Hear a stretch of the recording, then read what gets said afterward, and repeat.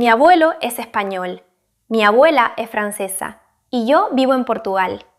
Los dos aman el fútbol y yo todavía no sé a qué equipo apoyar. Cuando era niña pasaba muchos veranos en España con mi abuelo. Veíamos los partidos juntos, comentábamos cada jugada y comíamos tortilla de patatas.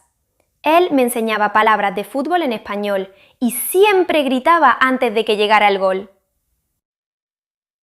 Con mi abuela los veranos eran diferentes. Paseábamos junto al Sena, íbamos al mercado y preparábamos crepes en su cocina. Mientras cocinábamos, ella escuchaba canciones francesas y me contaba historias de París.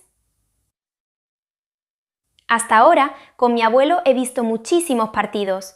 He aprendido a discutir con el árbitro, he celebrado goles y he llevado la camiseta española. Con mi abuela he viajado varias veces a Francia. He probado recetas francesas, he aprendido algunas canciones y también he animado a su selección. Una vez mi abuelo me llevó a ver un partido en Madrid. Compró una bufanda roja, gritamos durante todo el encuentro y yo perdí la voz. Al final me regaló la entrada. Todavía la guardo. Otro verano, mi abuela y yo vimos un partido en una terraza de París.